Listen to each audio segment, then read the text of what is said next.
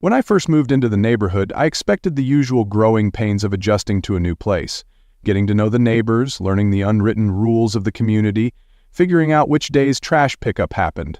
What I didn't expect was a self-appointed dictator named Karen, who seemed to think she had final say over everyone's lives. From the moment I moved in, it was clear she had a personal vendetta against me, though I had no idea why. Maybe she didn't like new homeowners who didn't bow to her self-imposed authority. Maybe she had too much time on her hands. Or maybe, just maybe, she had been waiting for someone to challenge her reign for years, and I had unknowingly become that person. It started small. Passive-aggressive notes about my lawn not being trimmed to neighborhood standards, complaints about my trash bins being 1 inch too far from the curb, and even a ridiculous warning about my porch light being too bright at night. Every week, there seemed to be a new complaint, a new warning, a new infraction that I was supposedly guilty of, but I played along at first, humoring the rules, trimming the lawn, adjusting the bins, dimming the porch light. None of it made a difference. Because things escalated quickly when Karen, in all her self-righteousness, decided that I didn't belong in the neighborhood at all. It was a Tuesday morning when I checked my mail and saw an official-looking envelope stamped with the HOA logo.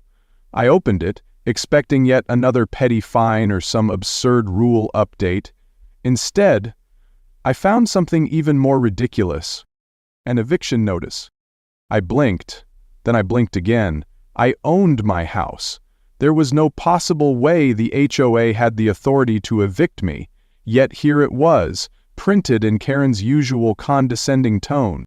Dear homeowner, after careful review, the HOA has determined that your property does not align with the established guidelines and aesthetic values of our community. Due to multiple infractions and ongoing disputes, we have initiated the process to have you removed from the premises.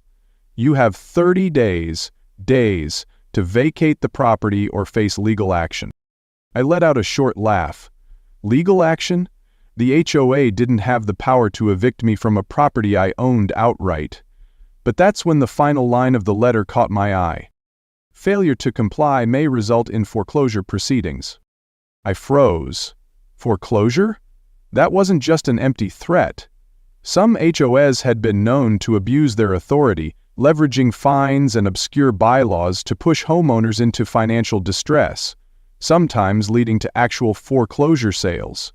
They couldn't just remove someone from their own home, but they could, in theory, find ways to financially pressure them into leaving. The problem? That tactic wouldn't work on me, because Karen, in all her arrogance, didn't know that I owned the very house she was living in. Karen wasn't just my overbearing HOA neighbor. She was a renter.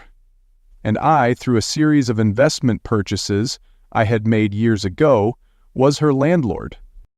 I chuckled, shaking my head at the absurdity of it all. She had no idea that the eviction notice she sent me, I could easily turn around and send right back to her. I sat down at my desk, pulling up my property management files. There it was, clear as day. Karen's lease agreement, signed and dated, with my name right at the top as the property owner.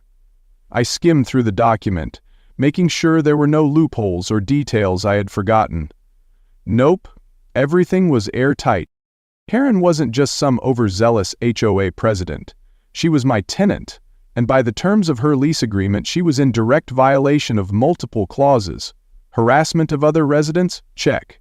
Unauthorized alterations to the property, like the ridiculous HOA signs she had installed on the front lawn? Check.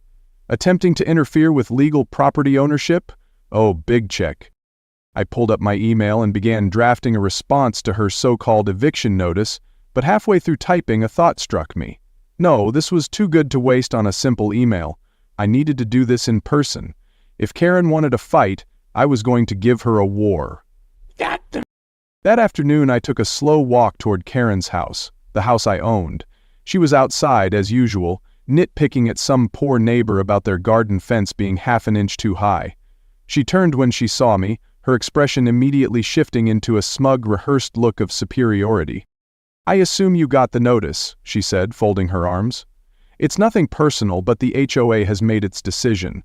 You don't fit the community standards, and we can't have that. I took a deep breath, savoring the moment. Oh, I got the notice. And I have a response. I reached into my folder and pulled out a termination of lease agreement. Karen's confident smirk faltered. What is this? I handed her the papers, watching as her eyes skimmed over the words. It took a moment before realization hit, and when it did, her face went pale. This is a joke, right? She stammered. You can't do this. You don't have the authority. Oh, but I do, I interrupted, smiling. See, Karen, the house you're renting? It belongs to me. You sent me an eviction notice for a property I own while failing to realize that you've been living in a property that I've had the legal power to evict you from this entire time. Funny how that works, huh? Her hands shook as she clutched the papers, her mouth opening and closing like a fish, gasping for air. She had no comeback, no excuse, no legal loophole that could save her. You wouldn't dare, she finally whispered, her voice barely above a breath. I tilted my head, feigning thoughtfulness. Maybe not. But that depends on how you want to proceed from here. Because I'm done playing games. You're either stepping down from your little HOA throne, or you're stepping out of my house. Either way, Karen, your reign is over. Her face burned red, her jaw clenched so tightly I thought she might crack a tooth. But I didn't wait for a response. I simply turned and walked away, leaving her standing there, holding her own eviction notice in trembling hands. This was only the beginning. Karen was in full denial mode after our first confrontation. She refused to believe that I could legally evict her, despite the fact that I had just handed her the official termination of her lease in black and white. I could see it in her eyes. She was scrambling for an angle, some technicality, some rule she could twist to avoid the reality of the situation. But the law wasn't on her side, and she had no idea just how airtight my case against her really was. The very next morning I received an email from the HOA, and I didn't even have to open it to know exactly who was behind it. The subject line read, "Illegal eviction notice, violation of HOA bylaws." I sighed, already preparing myself for whatever nonsense Karen had cooked up. When I opened the email, I nearly laughed out loud. Dear homeowner, it has come to our attention that you have engaged in unauthorized eviction proceedings against a resident of our community. The HOA has strict rules against retaliatory actions and unlawful displacement of residents. Any attempts to remove a member of this community without due process will result in immediate fines and further legal action. Please consider this your official warning. Sincerely, HOA Compliance Team Immediate fines, legal action? Oh, this was rich. I almost had to admire her audacity. Karen was clearly trying to use the HOA's authority to protect herself, but what she failed to realize was that HOA rules don't override state landlord-tenant laws. Let's take a break. Please like, subscribe, and share my channel, Wrongly Judged, for support and more interesting stories like this. Let's begin where we take a break. I wasn't kicking her out because I didn't like her. I wasn't violating any HOA bylaws. I was evicting a tenant who had breached the terms of her lease, plain and simple. Still, I wasn't about to let this nonsense slide. If Karen wanted to play games, I'd play right back. I drafted a response that was about as professional as I could manage while still letting my irritation show. Dear HOA Compliance Team. Thank you for your message. I appreciate your concern regarding unlawful evictions. However, Karen is not a resident of the community in the sense you describe. She is my tenant. As the legal owner of her property, I have the right to terminate her lease for cause, which I have already done in accordance with state and federal housing laws. My decision is not subject to HOA oversight. Furthermore, any attempts by the HOA to interfere with lawful landlord-tenant matters could be considered harassment, for which I am prepared to take legal action if necessary. Best regards. Your favorite landlord, I hit send and sat back in my chair, satisfied. Karen could try to weaponize the HOA all she wanted, but it wouldn't change the fact that she was out of moves. Or so I thought. Later that afternoon, I heard a knock at my door. When I opened it, 2 police officers were standing on my porch. I immediately knew why they were there. "Sir, we need to speak with you regarding a complaint," one of them said. I sighed, already exhausted by the sheer pettiness of the situation. "Let me guess," I said. "Karen called you." The officers exchanged a glance. "She did. She claims you're attempting an unlawful eviction and that you're using intimidation tactics. We just need to ask a few questions." I nodded, stepping aside to let them in. "Come on in, officers, I have plenty to show you." I pulled up every document. Karen's lease agreement, the termination notice, the multiple violations of the lease terms. I even showed them the email from the HOA and my response. The officers read through everything carefully before one of them sighed and looked at his partner. "This is completely legal," he muttered. "She's not being evicted unlawfully." The other officer nodded before turning back to me. "Sorry about this, sir. This happens more often than you'd think. Some people don't understand that HOA rules don't override property ownership." I let out a dry laugh. "Yeah, I'm getting that impression." They left soon after, but before they did, one of them made sure to knock on Karen's door. I didn't hear the full conversation, but I did catch the tail end of it as one officer firmly told her, "Ma'am, this is a civil issue, not a police matter. Don't call us again unless there's a real emergency." That was the first crack in Karen's armor. But it wouldn't be the last, because the next thing I did, I filed a formal legal notice with the court to move forward with her eviction, and once that paperwork was in motion, there was no stopping it. I gave her 30 days to leave, per the lease agreement, but I already knew she wasn't going to go quietly. And I was more than ready for whatever ridiculous stunt she was about to pull next. Because now it was eviction day, and Karen was about to learn that the law doesn't bend just because she thinks she's in charge. Eviction day had arrived, and despite everything, Karen still hadn't packed a single box.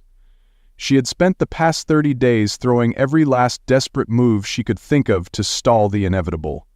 She had filed a bogus harassment complaint against me, which was immediately dismissed when I showed the police the full documentation. She had tried to get the HOA to intervene again, only to be met with silence after they realized they had no authority over a private landlord-tenant dispute. And now, standing on her front porch, my property, she had nothing left but pure, seething rage. The sheriff's department arrived right on time. 2 uniformed officers stepped out of their car, clipboard in hand, and walked up to Karen's door. I stood across the street, arms crossed, watching as she opened it. She tried to keep her composure at first, but I saw the way her face twitched when she realized what was happening. This was real. There was no more stalling, no more technicalities. She was out. "Ma'am," one of the officers began, his voice firm, "we're here to execute a court-ordered eviction. You have 15 minutes to vacate the premises. Any remaining belongings will be removed by a locksmith and a cleanup crew." Karen's face twisted in outrage. "This is my home! You can't just—" The officer didn't flinch. "No, ma'am, this is his home," he said, pointing directly at me. "You were given 30 days' notice and multiple legal warnings. You are now trespassing on private property. If you do not comply, we will have no choice but to place you under arrest." That got her attention. Karen, the almighty HOA enforcer, was now the one violating the law. She turned to me, desperation creeping into her voice. "You don't have to do this," she hissed. "We can work something out. I can drop the complaints, I raised an eyebrow. "Oh, now you want to negotiate? After trying to have me kicked out of my own home? After dragging me through bogus fines, police calls, and HOA nonsense?" I shook my head. "No, Karen, you made your bed, time to lie in it." Her expression crumbled into pure disbelief. For the first time she realized she had lost. She stomped back inside, and for a brief moment, I thought she might actually comply. But then, through the open door, I heard a crash. "Ma'am, step away from the property," one of the officers shouted, moving toward the house. Karen had lost it. She was knocking things over, throwing picture frames, screaming obscenities. She kicked a chair over, sending it skidding across the floor, and started yanking drawers open like a deranged raccoon. I sighed. She's really going out like this, huh? One of the officers turned to me. Would you like to press charges for property damage? I considered it. Oh, how tempting it was. But no, I didn't need to drag this out any longer. Not unless she breaks something major, I said. I just want her out. And finally, 15 minutes later, Karen stomped down the steps of my house, dragging a single suitcase behind her. She glared at me, her face red with humiliation. She opened her mouth as if she was about to say something. One last insult. One final pathetic attempt to regain some dignity. But nothing came, because there was nothing left to say. She turned, got into her car, and sped off without another word. The officers secured the house, changing the locks as I signed off on the final paperwork. It was over. Karen, the nightmare of the neighborhood, the self-appointed queen of the HOA, was finally gone. I stood on my front porch, taking in the peaceful silence. No more bogus fines, no more threats, no more battles over community standards. And just to drive the final nail in the coffin, the very next day, I received an email from the HOA. Dear Homeowner. Due to recent vacancies, there is now an open seat on the HOA board. As a valued member of the community, we would like to extend an invitation for you to apply. I laughed out loud. Karen's house was empty, the neighborhood was quiet, and now they wanted me to take her place. I closed the email and went about my day, knowing full well that I was never going to join that corrupt board. But I would enjoy knowing that Karen, wherever she was miserable, knowing she had lost everything.